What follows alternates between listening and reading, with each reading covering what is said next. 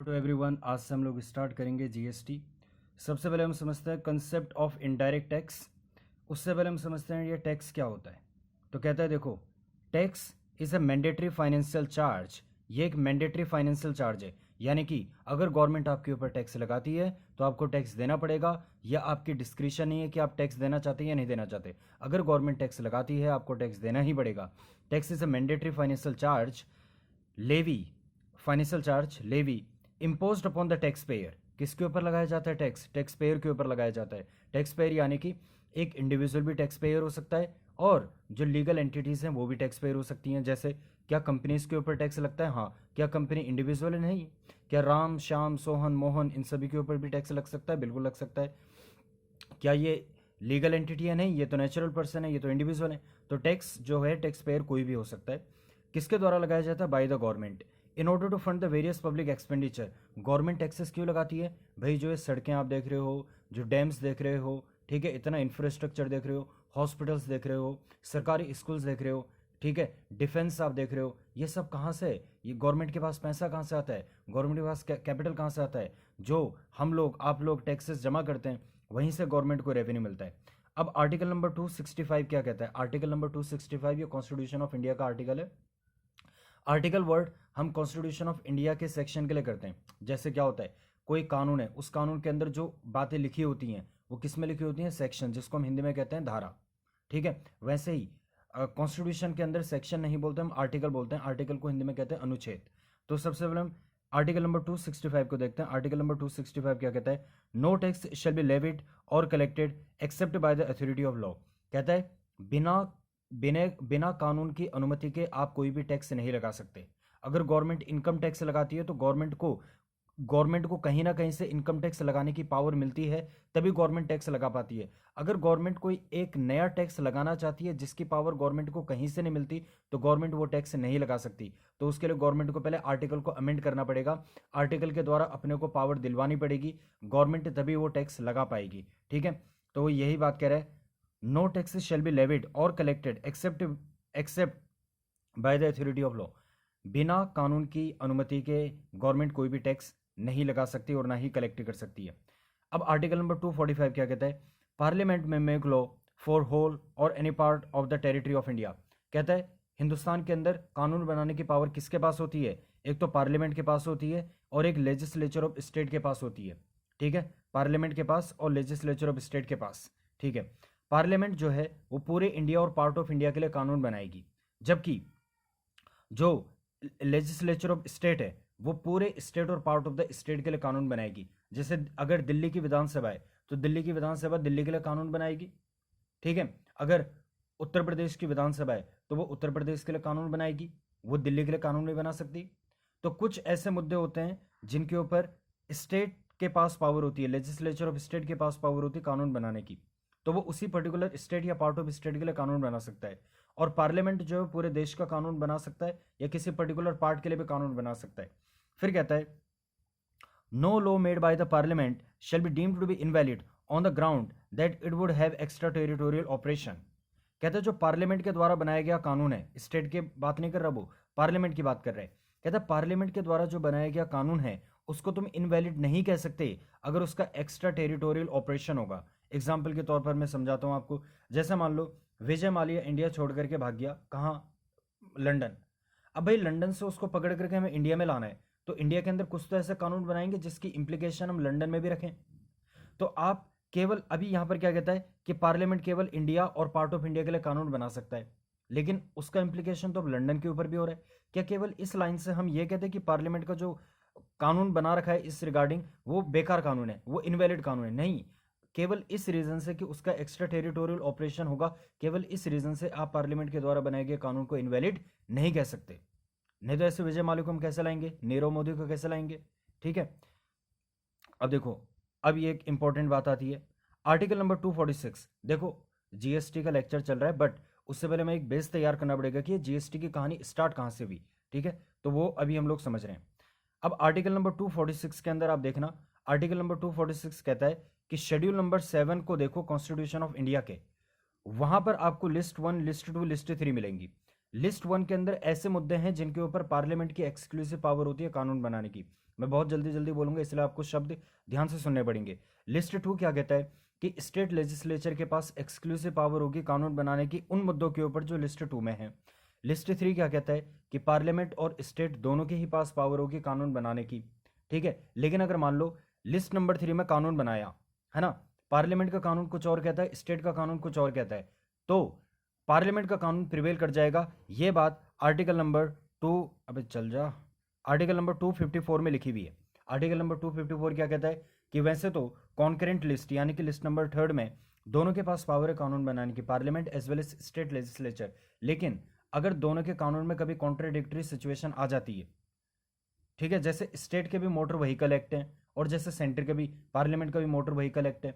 अगर स्टेट का motor vehicle act कहता है कि नहीं 500 रुपये का चालान कटेगा, सेंटर का यानी कि पार्लियामेंट का जो मोटर व्हीकल एक्ट है वो कहता है नहीं 1000 रुपये का चालान कटेगा, तो कौन सा प्रिवेल कर जाएगा? 1000 रुपये का। क्यों? क्योंकि आर्टिकल नंबर 254 कहता है कि अगर पार्लियामेंट और स्टेट लेजिस्लेचर ने कानून बना दिया उन मुद्दों के ऊपर जो लिस्ट 3 में गिवन है, तो प्रिवेल कर जाएगा किसका कानून? पार्लियामेंट के द्वारा बनाया गया कानून। लेकिन कब प्रिवेल करेगा?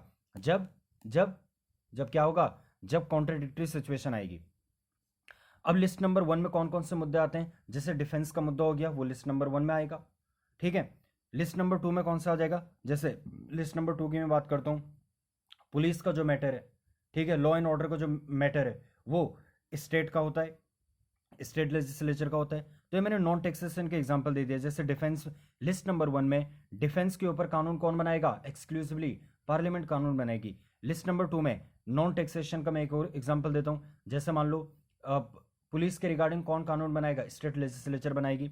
और लिस्ट नंबर 3 में मैंने एग्जांपल दे दिया आपको, जैसे एजुकेशन हो गया, मोटर व्हीकल एक्ट हो गया, तो इसके ऊपर दोनों कानून बना सकते हैं, बट पार्लियामेंट के द्वारा बनाया गया कानून क्या हो जाएगा? प्रिवेल कर जाएगा। एक और जो आप डिफरेंस देखोगे, लिस्ट नंबर 1 में, लिस्ट नंबर 2 में टैक्सेशन नॉन टैक्सेशन दोनों मैटर्स गिवन है, लेकिन लिस्ट नंबर 3 में केवल और केवल नॉन टैक्सेशन मैटर्स ही गिवन है। यानी कि टैक्सेशन मैटर के ऊपर कानून बनाने की पावर या तो एक्सक्लूसिवली पार्लियामेंट की होगी या एक्सक्लूसिवली स्टेट की होगी। ठीक है, दोनों की पावर नहीं हो सकती। यहां पे मैंने बाई मिस्टेक ये टैक्सेशन भी लिख दिया। लिस्ट नंबर 3 में टैक्सेशन नहीं आता, लिस्ट नंबर 3 में टैक्सेशन नहीं आता। अब जैसे आप देखोगे लिस्ट नंबर 1 में, तो एंट्री नंबर 82, एंट्री नंबर 82 क्या कहता है कि इनकम टैक्स लगाने की पावर, इनकम टैक्स लगाने की पावर किसके पास होगी? पार्लियामेंट के पास होगी एक्सक्लूसिवली। ठीक है, वैसे ही अगर आप यहां पर देखो एंट्री नंबर 84, एंट्री नंबर 84 कहता है कि अगर कभी कोई मैन्युफैक्चरिंग करेगा तो मैन्युफैक्चरिंग के ऊपर क्या लगेगा? Excise duty. एक्साइज ड्यूटी लगाने की भी पावर किसके पास होगी? पार्लियामेंट के पास होगी। ठीक है, अब स्टेट ने देखा कि यार इनकम टैक्स लगाने की पावर सेंटर के पास यानी कि पार्लियामेंट के पास, एक्साइज ड्यूटी मैन्युफैक्चरिंग के ऊपर टैक्स लगाने की पावर पार्लियामेंट के पास। ये स्टेट ने बोला हमें भी तो कुछ सोर्स ऑफ रेवेन्यू दे दो, तो फिर इनको कहा कि ठीक है आप भी एक्साइज ड्यूटी लगा सकते हैं। स्टेट ने बोला किसके ऊपर? कहते हैं आपको हम 3 प्रोडक्ट्स देते हैं जिनके ऊपर आप एक्साइज ड्यूटी लगा सकते हो। कौन कौन से? Alcoholic liquor for human consumption, opium, hemp और narcotic goods. I repeat, alcoholic liquor for human consumption, opium, hemp, narcotic goods. तो ये जो 3 आइटम्स हैं इनके ऊपर कानून बनाने की पावर किसके पास दे दी? स्टेट के पास दे दी, और स्टेट उसके ऊपर एक्साइज ड्यूटी चार्ज करेगा। ठीक है, किनके ऊपर? Alcoholic liquor for human consumption, opium, hemp और नार्कोटिक ड्रग्स। अब अगर आप ध्यान से देखो, alcoholic liquor for human consumption, opium, hemp, narcotic drugs, ये ऐसे आइटम्स हैं जो नॉन रिसेशन आइटम्स हैं, यानी कि देश की इकोनॉमी कैसे भी हो ये रेवेन्यू जनरेट करके देंगे। अभी लॉकडाउन हुआ था, ठीक है, पूरी इकोनॉमी डाउन थी, लेकिन जैसे ही लॉकडाउन में थोड़ा रिलैक्सेशन मिला, जो शराब के ठेके थे उनको ओपन कर दिया गया। क्यों? क्योंकि गवर्नमेंट को पता था कि शराब के ठेकों के बाहर लंबी लंबी लाइन लगेगी और गवर्नमेंट को रेवेन्यू मिलेगा। मैं कहना क्या चाहता हूँ, ये नॉन रिसेशन आइटम्स होते हैं, इनके ऊपर गवर्नमेंट को बहुत बहुत ज़्यादा रेवेन्यू मिलता है। तो इसका मतलब ये हो गया कि स्टेट के पास एक्साइज ड्यूटी में बहुत ज़्यादा रेवेन्यू को सोर्स दे दिया गया। फिर पार्लियामेंट ने बोला, सेंटर ने बोला कि भाई हमें भी तो कुछ नॉन रिसेशन आइटम्स दो, तो कहा तंबाकू के ऊपर, टोबैको के ऊपर एक्साइज ड्यूटी चार्ज करने की पावर किसकी होगी? एक्साइज ड्यूटी चार्ज करने की पावर एंट्री नंबर 84 के तहत एक्साइज ड्यूटी चार्ज करने की पावर टोबैको के ऊपर किसकी होगी? पार्लियामेंट की होगी। तो मैं सिंपली बोलता हूँ एक्साइज ड्यूटी कौन चार्ज करता है, आप कहना एंट्री नंबर 84 के मुताबिक एक्साइज ड्यूटी पार्लियामेंट चार्ज करती है। लेकिन 3 आइटम्स ऐसी हैं जिनके ऊपर एक्साइज ड्यूटी स्टेट चार्ज करती है। कौन कौन से? Alcoholic liquor for human consumption, opium, hemp and narcotic drugs.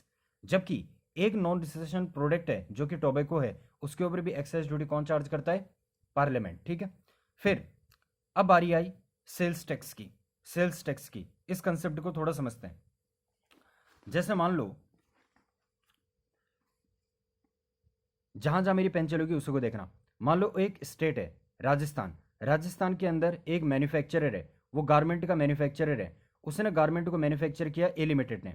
अच्छा, गारमेंट को उसने या तो प्रोड्यूस किया होगा या मैन्युफैक्चर। अच्छा देखो, प्रोडक्शन और मैन्युफैक्चरिंग, प्रोडक्शन वर्ड हम किससे एसोसिएट करते हैं? प्रोडक्शन, जो हम प्रोडक्शन का मतलब होता है उत्पाद करना। ठीक है, जैसे मान लो मैंने गन्ने का प्रोडक्शन किया, ठीक है, मैंने गन्ने का प्रोडक्शन किया, ठीक है, मैंने सीमेंट मैन्युफैक्चर किया, तो मैन्युफैक्चरिंग एक प्रोसेस होकर के गुजरेगा। मैंने गन्ने का प्रोडक्शन किया और चीनी की मैन्युफैक्चरिंग की। ठीक है, तो ये एक बेसिक डिफरेंस है, अदरवाइज हम एक ही तरह से यूज कर लेते हैं। तो देखो, प्रोडक्शन या मैन्युफैक्चरिंग हुआ, प्रोडक्शन या मैन्युफैक्चरिंग हुई, तो ए लिमिटेड को इसके ऊपर एक्साइज ड्यूटी पे करना पड़ेगा। और अभी अभी मैंने बताया था कि एक्साइज ड्यूटी किसके पास जाती है? एक्साइज ड्यूटी एंट्री नंबर 84 के मुताबिक पार्लियामेंट के पास जाती है। लेकिन अगर वो 3 आइटम्स होंगी, alcoholic liquor for human consumption, narcotic drugs, Indian hemp, opium, इसके ऊपर एक्साइज ड्यूटी लगाने की पावर स्टेट के पास होगी। बट ये तो गारमेंट है, तो गारमेंट की मैन्युफैक्चरिंग या प्रोडक्शन के ऊपर कौन लगाएगा एक्साइज ड्यूटी? सेंटर लगाएगी, तो सेंटर एक्साइज ड्यूटी कलेक्ट कर लेगी। अब एक गारमेंट मैंने बना दिए, तो गारमेंट बना करके मैं घर में तो रखूंगा नहीं, उनको बेचूंगा। अब गवर्नमेंट ने बोला बेचने के ऊपर भी हम टैक्स लगाएंगे। पहले हमने प्रोडक्शन के ऊपर टैक्स लगाया, अब बेचोगे आप तो बेचने के ऊपर भी टैक्स लगाएंगे। तो अगर आप गारमेंट की सेल करोगे तो उसके ऊपर भी हम टैक्स लगाएंगे। ये जो मैंने बड़ा सा सर्कल बना रखा है, मैंने राजस्थान को डिनोट कर रखा है। मान लो ये जो ए लिमिटेड है, इसने राजस्थान के अंदर ही किसी रेसिपेंट को सप्लाई की, सेल किया, तो ऐसी सेल को हम क्या बोलते हैं? ऐसी सेल को हम कहते हैं inter state sale, intra state sale, sorry intra state sale कहते हैं। अच्छा, इंटर स्टेट सेल में जो रेवेन्यू जाएगा वो किसके पास चला जाएगा? वो राजस्थान गवर्नमेंट के पास चला जाएगा। लेकिन अगर मान लो वो राजस्थान से बाहर हरियाणा में कहीं सेल कर रहा है, अब सवाल ये उठा कि, या महाराष्ट्र में वो सेल कर रहा है, अब सवाल ये उठा कि इसके ऊपर भी तो सेल्स टैक्स लगेगा। अब सेल्स टैक्स राजस्थान की गवर्नमेंट के पास जाएगा या महाराष्ट्र की गवर्नमेंट के पास जाएगा? अब ये क्वेश्चन अराइज हो गया। अब राजस्थान की गवर्नमेंट अगर महाराष्ट्र में सेल हुई, उसके ऊपर टैक्स कलेक्ट करती है, तो महाराष्ट्र की गवर्नमेंट बोलेगी कि राजस्थान ने अपनी टेरिटरी के बाहर कानून बना दिया। और अभी अभी मैंने क्या बोला था? अभी अभी मैंने बोला था कि legislature of state may make laws for whole और any part of the state. आप स्टेट के बाहर के लिए कानून कैसे बना सकते हो? आप ये कैसे कह सकते हो कि अगर सप्लाई जो है, सेल जो है, वो आप महाराष्ट्र में कर रहे हो तो रेवेन्यू आप राजस्थान की गवर्नमेंट को देना। तो इन मुद्दों के ऊपर क्या होता था? इन मुद्दों के ऊपर क्वेश्चन अराइज होता था, सुप्रीम कोर्ट में मैटर जाते थे कि भाई एक्चुअली में बताओ रेवेन्यू किसको मिलना चाहिए, राजस्थान की गवर्नमेंट को या महाराष्ट्र की गवर्नमेंट को। अब इंटर स्टेट सेल में कोई दिक्कत नहीं आती थी, ये सही है, लेकिन इंटर स्टेट सेल में दिक्कत आने लग गई। तो सुप्रीम कोर्ट ने बोला और ये जजमेंट आई कि भाई एक काम करो, ये जो इंटर स्टेट सप्लाई का मामला है, इंटर स्टेट सेल का मामला है, इस इंटर स्टेट सेल को हम लोग एंट्री नंबर 92 ए के मुताबिक सेंटर को दे देते हैं, पार्लियामेंट के पास दे देते हैं। पार्लियामेंट इसके ऊपर कानून बनाएगी, पार्लियामेंट डिसाइड करेगी कि राजस्थान की गवर्नमेंट को रेवेन्यू मिलेगा या महाराष्ट्र की गवर्नमेंट को रेवेन्यू मिलेगा। इसका मतलब ये हुआ कि अगर लोकल सेल्स टैक्स की बात करें तो वो एंट्री नंबर 54 के मुताबिक किसके पास पावर है? एक्सक्लूसिव स्टेट के पास, लेजिस्लेचर ऑफ स्टेट के पास पावर है कानून बनाने की। लेकिन अगर वहीं इंटर स्टेट सेल हो जाती है, तो इंटर स्टेट सेल में यानी कि एक स्टेट से दूसरे स्टेट में सेल हो रही है, तो उसमें जो कानून बनाएगा उसको हम कहेंगे सेंट्रल सेल्स टैक्स। और उसको, उसके ऊपर कानून कौन बनाएगा? उसके ऊपर कानून बनाएगा एक्सक्लूसिवली पार्लियामेंट। ठीक है, इसके अलावा एंट्री नंबर 97 भी है हमारे पास। एंट्री नंबर 97 कहता है कि अगर कोई भी मैटर कहीं किसी लिस्ट में प्रिस्क्राइब नहीं है, उसमें एक्सक्लूसिव पावर किसकी रहेगी? उसके अंदर एक्सक्लूसिव पावर रहने वाली है पार्लियामेंट की। ठीक है, जैसे मान लो सर्विस टैक्स। सर्विस टैक्स एक ऐसा मुद्दा था जो ना तो लिस्ट नंबर 1 में था, ना लिस्ट नंबर 2 में था, ना लिस्ट नंबर 3 में था। तो सर्विस टैक्स गवर्नमेंट किस मुद्दे से लेकर के आई? एंट्री नंबर 97 से। एंट्री नंबर 97 का यूज करते हुए पार्लियामेंट ने बोला कि सर्विस टैक्स एक ऐसा मुद्दा है जो ना तो लिस्ट 1 में है, ना लिस्ट 2 में है, ना लिस्ट 3 में, और जो कहीं भी ना हो वो एंट्री नंबर 97 में उसकी पावर पार्लियामेंट के पास आ जाती है। तो पार्लियामेंट ने बोला सर्विस टैक्स लगाने की पावर हमारे पास है, हम लोग सर्विस टैक्स को लगाएंगे। ठीक है। नाउ मैं कह सकता हूं कि एंट्री नंबर 97 में एक रेजिडरी पावर दे दी गई है पार्लियामेंट के पास कि जो मुद्दे कहीं भी कवर नहीं है उसके ऊपर एक्सक्लूसिव पावर किसकी हो जाएगी, पार्लियामेंट की हो जाएगी। अच्छा, ये केवल टैक्सेशन की रिगार्डिंग बात नहीं कर रहा, ये नॉन टैक्सेशन के भी रिगार्डिंग बात कर रहा है। नॉन टैक्सेशन के मुद्दे जो होंगे उनके ऊपर भी एंट्री नंबर 97 में किसके पास एक्सक्लूसिव पावर आ जाएगी, पार्लियामेंट के पास एक्सक्लूसिवली पावर आ जाएगी। अब एक सवाल आया कि भाई पार्लियामेंट को आपने इतने सारे रेवेन्यू के सोर्स दे दिए तो पार्लियामेंट के पास तो बहुत ज़्यादा रेवेन्यू कलेक्ट हो जाएगा, स्टेट के पास उतना रेवेन्यू कलेक्ट नहीं होगा। तो इसीलिए हम लोगों ने क्या किया, हम लोगों ने एक आर्टिकल नंबर 270 को इंट्रोड्यूस किया। आर्टिकल नंबर 270 क्या कहता है, आर्टिकल नंबर 270 कहता है कि पार्लियामेंट ने जो भी टैक्स कलेक्ट किया, पार्लियामेंट ने जो भी टैक्स कलेक्ट किया उसका कुछ पोर्शन सेंट्रल गवर्नमेंट के पास जाएगा और कुछ पोर्शन स्टेट गवर्नमेंट के पास जाएगा। आई रिपीट, आर्टिकल नंबर 270 कहता है कि जो भी पार्लियामेंट के द्वारा इंपोज किए गए टैक्सेशन से रेवेन्यू कलेक्ट होगा उस रेवेन्यू को सेंटर और स्टेट दोनों के पास बांटा जाएगा। कितना कितना बांटा जाएगा, 58% सेंटर के पास बांटा जाएगा, 42% स्टेट के पास बांट दिया जाएगा। अच्छा, पहला सवाल, क्या ये लिमिट हमेशा 58% और 42% का रेशियो रहता है? द आंसर इज नो, ये हमेशा चेंज होता रहता है सिचुएशन के अकॉर्डिंग। और ये रिकमेंड कौन करता है, फाइनेंस कमीशन रिकमेंड करता है कि ये रेशियो क्या रहेगा। अगर मैं लेटेस्ट रेशियो की बात करूं तो लेटेस्ट रेशियो आपका 59% और 41%। 1% हमने सेंटर को दे दिया, 1% सेंटर को और दे दिया। क्यों दे दिया, अगर आपको पता होगा कि जो जम्मू कश्मीर से आर्टिकल नंबर 370 को हटाया गया, ठीक है, तो उसके बाद वहां पे पीस मेंटेन करने के लिए सेंटर को और रेवेन्यू की रिक्वायरमेंट है, तो ये 59% का रेशियो हो गया। ये फिर कल को और चेंज हो सकता है, ठीक है। अच्छा, ये 41% किसके पास डिस्ट्रीब्यूट होगा, स्टेट्स के पास डिस्ट्रीब्यूट होगा। नाउ स्टेट के पास किस रेशियो में डिस्ट्रीब्यूट होगा, क्या हर एक स्टेट को बराबर हम रेवेन्यू बांट दें? The answer is no. अगर मैं उत्तर प्रदेश और गोवा का कंपैरिजन करूं, गोवा एक बहुत छोटा राज्य है, ठीक है ना, तो गोवा के अंदर उतने ज़्यादा रेवेन्यू डिस्ट्रीब्यूट करने की आपको रिक्वायरमेंट नहीं है जितना यूपी के अंदर डिस्ट्रीब्यूट करने की रिक्वायरमेंट है। दूसरा, गोवा में टूरिज्म इतना ज़्यादा फेमस है, वहाँ पे रेवेन्यू की वैसे कमी नहीं होती, ठीक है, बट यूपी में कमी होती है। तो मेरे कहने का यही मतलब है कि हर एक स्टेट को हम इक्वल डिस्ट्रीब्यूशन नहीं कर सकते, अलग अलग रेशियो में हमें बांटना पड़ेगा। अब हम देखते हैं डायरेक्ट टैक्स और इनडायरेक्ट टैक्स में क्या डिफरेंस होता है। देखो भाई, डायरेक्ट टैक्स कहता है taxable person and the person effectively paying the tax are the same. मान लो इनकम टैक्स का एग्जांपल लेते हैं, मान लो मैंने सर्टेन इनकम कमाई, गवर्नमेंट कहती है इस इनकम के ऊपर तुम ही टैक्स दोगे, तुम्हारे बिहाफ में कोई और टैक्स नहीं दे सकता, यानी कि तुम इसका बर्डन शिफ्ट नहीं कर सकते, ठीक है। जबकि इनडायरेक्ट टैक्स क्या होता है, taxable person and the person effectively paying the tax are different. जैसे मान लो आप कोई भी प्रोडक्ट खरीदने को गए मार्केट में, मान लो आपने कोल्ड ड्रिंक खरीदी, ठीक है, कोल्ड ड्रिंक मान लो 35 रुपए की है, जिसमें 10 रुपए टैक्स के हैं, ठीक है, 10 रुपए टैक्स के हैं, इन 35 के अंदर 10 रुपए टैक्स के हैं। तो गवर्नमेंट क्या बोलती है, गवर्नमेंट दुकानदार को कहती है कि भाई तुम एक काम करो, तुम हमें टैक्स जमा कर दो, 10 रुपए तुम हमें जमा कर दो, और अल्टीमेटली फिर ये 10 रुपए तुम कंज्यूमर से वसूल लेना। 10 रुपए तुम हमें जमा कर दो और फिर ये 10 रुपए कंज्यूमर से वसूल लेना। अच्छा मुझे बताओ, टैक्स लगा किसके ऊपर है, कंज्यूमर के ऊपर, लेकिन कलेक्ट किससे किया है, कलेक्ट किया है शॉपकीपर से, दुकानदार से, सप्लायर से। तो इसी को हम कहते हैं इनडायरेक्ट टैक्स, यानी कि taxable person and the person effectively paying the tax are different. Taxable person कौन है, consumer, but the person effectively paying the tax कौन है, दुकानदार। तो इसको हम कहते हैं इनडायरेक्ट टैक्स। तो GST is an example of the indirect tax.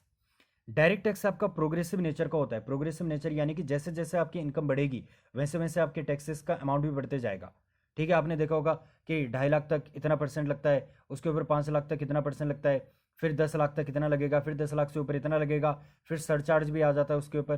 तो ये चीज़ें हम लोगों ने देखी भी हैं इनकम टैक्स में काफ़ी अच्छे से, कि प्रोग्रेसिव नेचर ऑफ टैक्सेस, जैसे जैसे इनकम बढ़ेगी आपकी वैसे वैसे टैक्सेस का अमाउंट भी बढ़ने लगेगा। जबकि इनडायरेक्ट टैक्स की अगर मैं बात करूँ, ये रिग्रेसिव नेचर का टैक्स है। रिग्रेसिव का मतलब ये नहीं कि इनकम बढ़ेगी तो टैक्सेस घटेंगे, नहीं। रिग्रेसिव का मतलब है कि सेम अमाउंट ऑफ टैक्स लगेगा, चाहे ये गरीब जाए, चाहे ये गरीब मैकडोनल्ड के अंदर जाए, उसको भी उतना ही टैक्स जमा करना पड़ेगा, और मुकेश अंबानी अगर मैकडोनल्ड के अंदर जाते हैं उनको भी बर्गर खरीदने में उतना ही टैक्स पे करना पड़ेगा। इसीलिए हम इसको कहते हैं रिग्रेसिव नेचर ऑफ टैक्स। ये एक नेगेटिव सेंस में हम कह रहे हैं, ठीक है। ये कोई अच्छी बात नहीं है कि आप हर किसी से बराबर टैक्स ले रहे हैं, क्योंकि अमीर के ऊपर उसका इंपैक्ट ना के बराबर पड़ेगा, जबकि गरीब के ऊपर उसका इंपैक्ट बहुत ज़्यादा पड़ जाएगा। अब हम लोग बात करते हैं कंसेप्ट ऑफ जीएसटी, ठीक है। GST article number 366(12)A, GST इतना इंपॉर्टेंट टैक्स था कि इसकी डेफिनेशन आर्टिकल के अंदर ही दे दी। और क्या बोला? जीएसटी का मतलब कोई भी tax on the supply of goods और सर्विसेज और बोथ।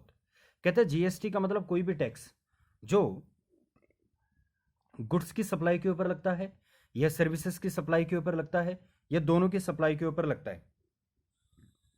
मान लो एक कोचिंग इंस्टीट्यूट है, कोचिंग इंस्टीट्यूट अपनी टीचिंग सर्विस भी देता है और कोचिंग इंस्टीट्यूट साथ में कोचिंग इंस्टीट्यूट अपनी टीचिंग सर्विस भी देता है और कोचिंग इंस्टीट्यूट साथ में बुक्स भी देता है। तो मैं कह सकता हूँ कि वो दोनों चीज़ें दे रहा है, क्या इसके ऊपर भी जीएसटी लगेगा? हाँ।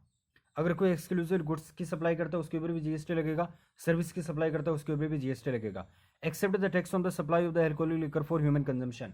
लेकिन शराब के ऊपर जीएसटी नहीं लगेगा। एक चीज़ आप ध्यान देना, alcoholic liquor for human consumption की वो बात कर रहा है, यानी कि जो शराब पीने वाली शराब होती है उसकी बात कर रहा है। कहने का क्या मतलब है कि जो अल्कोहल है वो तो ड्रग्स के अंदर भी होता है, यानी कि दवाइयों के अंदर भी अल्कोहल होता है, ठीक है। आप परफ्यूम यूज़ करते हो उसके अंदर भी अल्कोहल होता है, तो हम उसकी बात नहीं कर रहे, उसके ऊपर तो जीएसटी लगेगा, वो जीएसटी के दायरे में है, वो वाला अल्कोहल जीएसटी के दायरे में है। मान लो कोई परफ्यूम बनाने वाली कंपनी है, उसको अल्कोहल की रिक्वायरमेंट है क्योंकि उसको परफ्यूम के अंदर उस अल्कोहल को यूज़ करना है। तो अगर मैंने उस परफ्यूम वाली मैन्युफैक्चरिंग फैक्ट्री को या कंपनी को मैंने अल्कोहल सप्लाई किया तो उसके ऊपर जीएसटी मुझे पे करना पड़ेगा, क्योंकि वो ह्यूमन कंजम्पशन के लिए नहीं है, वो शराब नहीं है। शराब को हमने जीएसटी के दायरे के बाहर रखा है। फिर कहता है गुड्स, कहता है आर्टिकल नंबर 366(12) में लिखा हुआ है कि goods includes all material commodities और आर्टिकल। कहता है गुड्स का मतलब कोई भी मटेरियल, कमोडिटीज या आर्टिकल। देखो लॉ मेकर्स क्या होते हैं ना, लॉ मेकर सेफ गेम खेलते हैं और वो एक साथ कई सारे वर्ड्स यूज़ कर देते हैं कि अगर आप बोलो कि मटेरियल तो नहीं है मेरे पास, कमोडिटी है तो कमोडिटी भी गुड्स है। आप बोलो कमोडिटी तो नहीं है मेरे पास, आर्टिकल है तो आर्टिकल भी गुड्स है, ठीक है। तो ये सिंपल सी डेफिनेशन है। बट ये डेफिनेशन अभी हमें जीएसटी के एक्ट में भी देखनी पड़ेगी, वहाँ पे और अच्छे से देखेंगे। ये तो आर्टिकल में डेफिनेशन गिवन है। फिर आर्टिकल नंबर 366(12)(26)(a) में क्या गिवन है? कहता है service means anything other than goods. कहता है सर्विस का मतलब क्या है? कहता है जो गुड्स नहीं है। इसका मतलब इन ईदर केस आपको जीएसटी तो पे करना ही पड़ेगा। अगर आप कहते हो कि ये मेरी गुड्स नहीं है तो भाई वो फिर सर्विस है, और जब वो सर्विस है तो फिर जीएसटी पे करो। तो दोनों ही सूरतों में आपको जीएसटी पे तो करना ही पड़ेगा। अभी देखो हम जीएसटी का कानून बन रहे, इफ्स एंड बट्स तो आएंगे। अभी आगे जाकर के हम देखेंगे कब कब आपको जीएसटी पे करना है, कब नहीं पे करना। बट मैं धीरे धीरे करके बता रहा हूँ। अभी तक जो अंडरस्टैंडिंग हमारी बनी कि ये देख करके लगता है चाहे आप गुड्स की सप्लाई करो, सर्विस की सप्लाई करो, आपको जीएसटी पे करना ही पड़ेगा। की features of GST, GST is a tax. GST एक टैक्स है, okay. Being a tax it can be levied only under the authority of law. Article number 265, article number 265 अभी हमने पीछे पीछे पढ़ा था, जिसमें लिखा था कि बिना अथॉरिटी ऑफ लॉ के आप टैक्स नहीं लगा सकते। यानी कि जीएसटी अगर आपको लगाना है, गुड्स एंड सर्विस टैक्स भी अगर आपको लगाना है, तो आपको कहीं ना कहीं से उसकी अथॉरिटी होनी चाहिए, या तो लिस्ट नंबर 1, 2, 3 कहीं से तो उसकी आपको अथॉरिटी मिले। तो देखो क्या कहता है, कहता है कि regarding the GST article number 246A not article number 246 provides the authority of law. अगर आपने आर्टिकल नंबर 246 देखा होगा मेरे साथ, आर्टिकल नंबर 246 में हम लोग क्या डिस्कस कर रहे थे, यही तो मैंने बताया था। ये रहा आर्टिकल नंबर 246। आर्टिकल नंबर 246 क्या कहता है? ये बताता है कि वो कौन कौन से मैटर है जहां पर पार्लियामेंट कानून बना सकता है, स्टेट कानून बना सकता है, दोनों कानून बना सकते हैं। कहता है जीएसटी लगाने की पावर हम आर्टिकल नंबर 246 से नहीं दे रहे, आर्टिकल नंबर 246 से नहीं दे रहे। वो किससे दे रहे हैं? वो हम दे रहे हैं एक नए आर्टिकल को इंट्रोड्यूस कर रहे हैं, जिसको हम कह रहे हैं article number 246A। Article number 246A से हम क्या देंगे? आपको जीएसटी लगाने की पावर देंगे। अब मैं फटाफट से बता देता हूँ ये आर्टिकल नंबर 246A क्यों आया। सबसे पहली बात, अगर आप देखो ध्यान से, ना तो लिस्ट 1 में जीएसटी का मुद्दा है, ना लिस्ट 2 में जीएसटी का मुद्दा है, और ना ही लिस्ट 3 में जीएसटी का मुद्दा है। तो एंट्री नंबर 97 से एक्सक्लूसिव पावर किसकी हो जाती? पार्लियामेंट की हो जाती, और पार्लियामेंट के पास पावर होती एंट्री नंबर 97 से जीएसटी लाने की। बट आपको पता होगा जब कोई भी कानून आता है तो उसके ऊपर वोटिंग होती है, और वोटिंग में वो भी मतलब दोनों पार्टी के लोग होते हैं, ठीक है, रूलिंग पार्टी और अपोजिशन पार्टी। अब जो अपोजिशन पार्टी है, कई स्टेट्स में अपोजिशन पार्टी है, अब अपोजिशन पार्टी अपोज करती है इस बात का। वो कहते हैं भाई एंट्री नंबर 97 में जीएसटी लगाने की पावर तुम्हें देते हैं। और अगर आपको पता होगा कि जीएसटी में क्या होता, जो पुराने सेल्स टैक्स चल रहे हैं, है ना, एक्साइज ड्यूटी चल रहा था, वो सब मिल करके जीएसटी में आ जाता। इसका मतलब ये हो गया कि ये जो एक्साइज ड्यूटी था, वैट था, ये वाली पावर भी किसके पास चली जाती? पार्लियामेंट के पास चली जाती, सेंटर के पास चली जाती।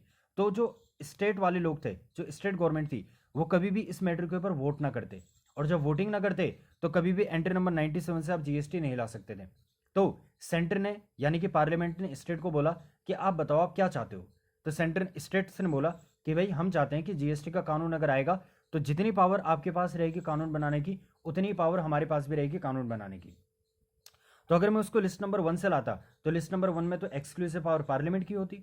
अगर मैं जीएसटी को लिस्ट नंबर 2 से लाता तो एक्सक्लूसिव पावर स्टेट की हो जाती, जबकि हम चाहते क्या है कि दोनों के पास बराबर पावर हो। अगर मैं उसको लिस्ट नंबर 3 से लाने की भी कोशिश करता, पहली बात तो लिस्ट नंबर 3 में नॉन टैक्सेशन मैटर है ही नहीं, तो चलो ठीक है, मैं अमेंडमेंट करके लिस्ट नंबर 3 में जीएसटी को ला सकता था। लेकिन उन्होंने बोला चलो एक काम करते हैं, नए आर्टिकल को इंट्रोड्यूस कर देते हैं, पुराना ट्रेंड हमें क्यों चेंज करना, जब लिस्ट नंबर 3 में non GST non taxation item दे रखी हैं तो इसको नॉन टैक्सेशन में ही रहने देते हैं। दूसरा, अगर लिस्ट नंबर 3 से जीएसटी आता तब भी स्टेट का कॉन्फिडेंस नहीं होता, क्योंकि आर्टिकल नंबर 254 कहता है कि अगर आप लिस्ट नंबर 3 से कोई कानून लेकर के भी आते हो तो उसमें सुप्रीमेसी पार्लियामेंट की ही रहेगी, अगर कॉन्ट्राडिक्टरी सिचुएशन आ गई तो उसमें भी सुप्रीमेसी पार्लियामेंट की ही रहेगी। इसीलिए स्टेट को बिल्कुल भी कॉन्फिडेंस नहीं था कि भाई ना तो लिस्ट नंबर 1 ना लिस्ट नंबर 2, तो इसलिए एक नया आर्टिकल ही इंट्रोड्यूस कर दिया गया जिसको हमने कहा आर्टिकल नंबर 246A।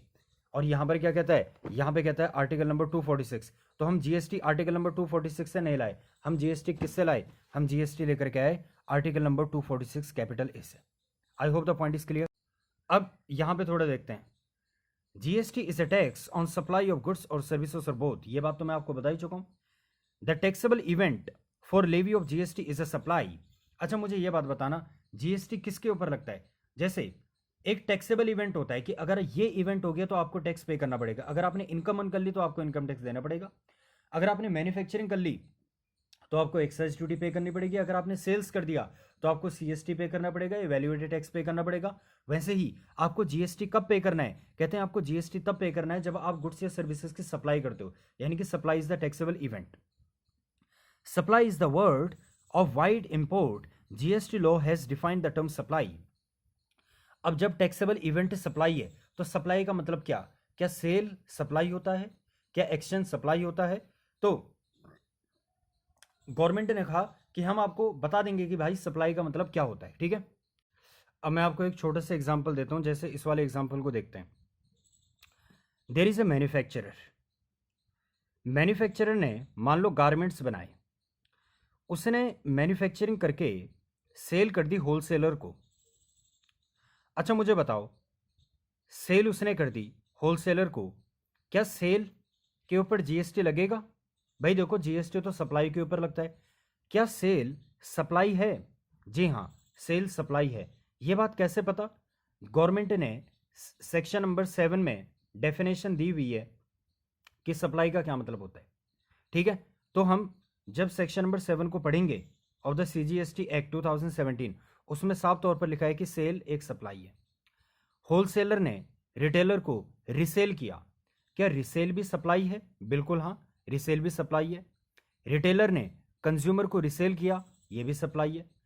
और मैंने क्या बोला, जब कभी भी सप्लाई होगी गुड्स या सर्विसेज की, गारमेंट्स बताओ क्या गुड्स हैं, जी हाँ। अगर गुड्स की सप्लाई हो रही क्या जीएसटी लगना चाहिए, जी हाँ। तो ये देखो इसने जीएसटी लगा दिया, इनवॉइस तैयार कर रखा है इसने, सेल प्राइस और GST at the rate 20%। Wholesaler ने जब रिटेलर को बेचा इसने भी जीएसटी लगा दिया, रिटेलर ने कंज्यूमर को बेचा इसने भी जीएसटी लगा दिया।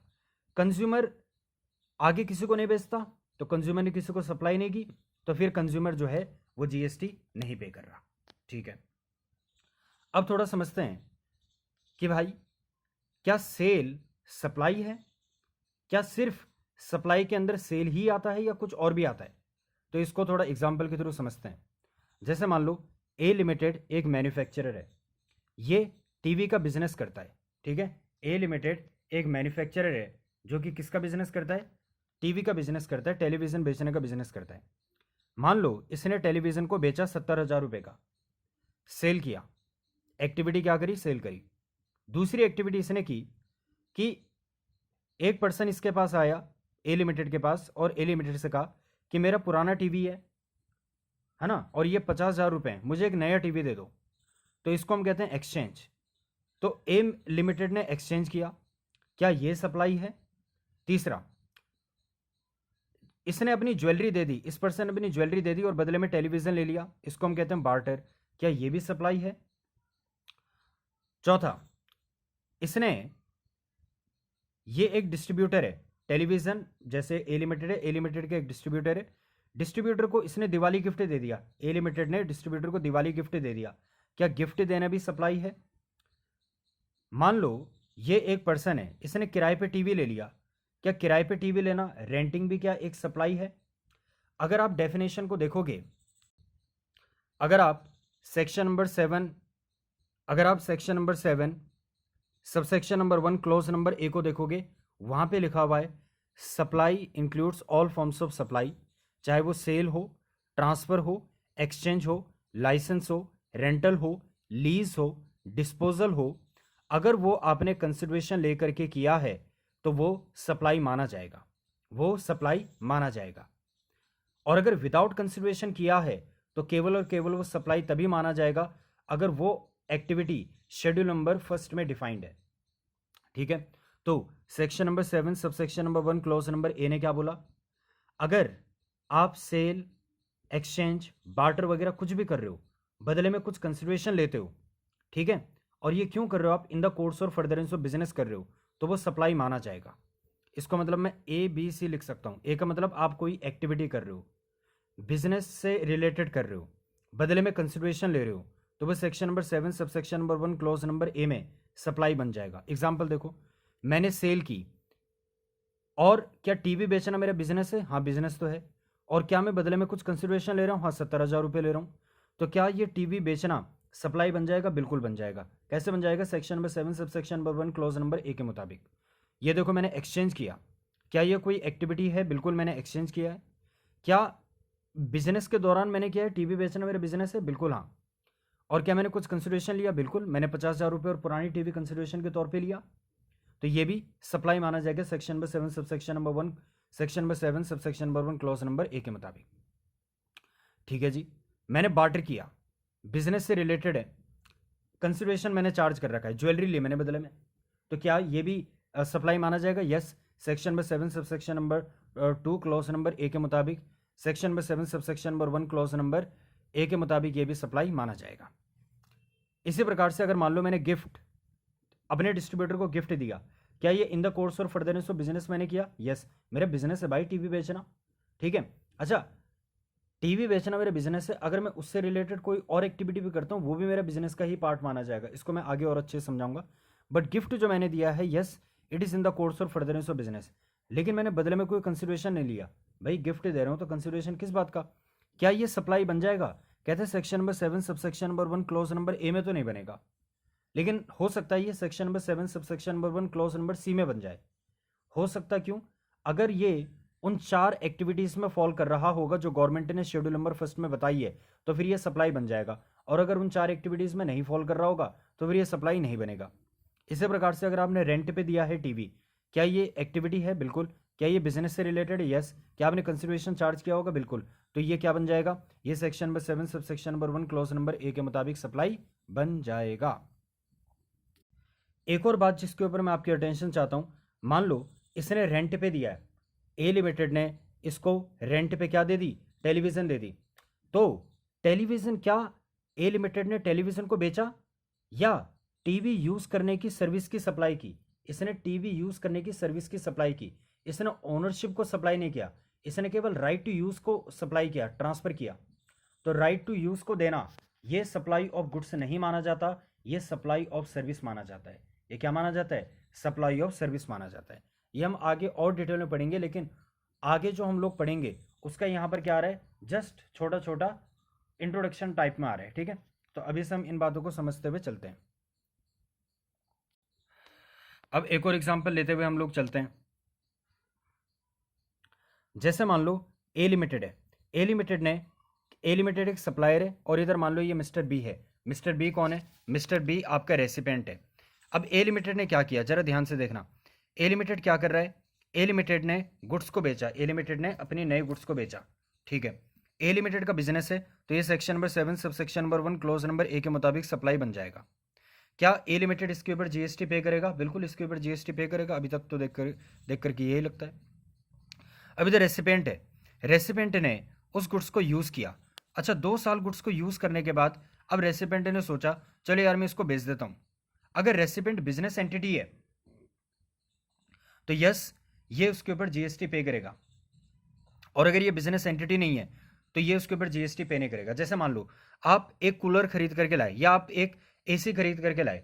आप जिससे एसी खरीद करके लाए, मान लो वो ए लिमिटेड है, क्या ए लिमिटेड ने जब एसी आपको बेचा होगा उसने जीएसटी पे किया होगा? यस। और बर्डन किसके ऊपर शिफ्ट हो गया होगा? आपके ऊपर। आपने 2 साल एसी को यूज किया, आपने सेकेंड हैंड एसी को बेच दिया। आपको कोई बिजनेस नहीं है एसी वगैरह बेचना, ठीक है, और ना ही आपने उसको बिजनेस पर्पज के लिए खरीदा था। तो अगर आपने उसको बेच दिया तो आप उसके ऊपर जीएसटी पे नहीं करोगे। क्यों नहीं पे करोगे? क्योंकि आप इन द कोर्स और फर्दरनेस ऑफ बिजनेस उस एक्टिविटी को नहीं कर रहे। लेकिन अगर मान लो मेरा बिजनेस है, मैं मान लो मेरा कोचिंग इंस्टीट्यूट है, मैंने एसी खरीदा था, 2 साल के बाद मैं उसको बेच रहा हूँ, तो यस, मुझे उसके ऊपर जीएसटी पे करना पड़ेगा। अब आप बोलोगे आपका काम तो कोचिंग सर्विस प्रोवाइड करना है, आपका बिजनेस तो कोचिंग का है, आपका बिजनेस एसी का थोड़ी है। तो अब इस सिचुएशन में आप थोड़ा ध्यान रखना कि मेन बिजनेस एक्टिविटी के ऊपर जीएसटी अट्रैक्ट होगा, और अगर कोई एंसिलरी बिजनेस एक्टिविटी है उसके ऊपर भी जीएसटी अट्रैक्ट होगा। वो जो एसी है वो एसी मैंने बिजनेस के कारण खरीदा था, तो अगर मैं उस एसी को बेच रहा हूँ तो वो इन द कोर्स और फर्दरनेस ऑफ बिजनेस एक्टिविटी ही माना जाएगा। तो ये बात आप जरूर ध्यान में रखना। कई बार कंफ्यूजन हो जाता है कि यार एसी का मेरा बिजनेस तो है ही नहीं। बेशक से आपका एसी का बिजनेस नहीं है, आपका कोचिंग इंस्टीट्यूट का है, बावजूद इसके कोचिंग इंस्टीट्यूट के कारण ही तो आपने एसी को खरीदा, तो एसी भी आपका बिजनेस का पार्ट मान लिया जाएगा। और अगर आप एसी को बेचोगे यानी कि सेकंड हैंड माल बेच रहे हो तो इसके ऊपर भी जीएसटी की लायबिलिटी आ जाएगी। Supply is the concept only associated with the business entity, ये बात याद रखना। सप्लाई का कंसेप्ट केवल और केवल बिजनेस एंटिटी के साथ एसोसिएटेड है, बिजनेस एंटिटी के साथ एसोसिएट है। नॉन बिजनेस एंटिटी के साथ सप्लाई का कंसेप्ट नहीं है। और जब सप्लाई नहीं है तो कोई टैक्सेबल इवेंट नहीं है, और जब टैक्सेबल इवेंट नहीं है तो जीएसटी नहीं है। Thank you so much. Continue करेंगे अगले वाले लेक्चर में।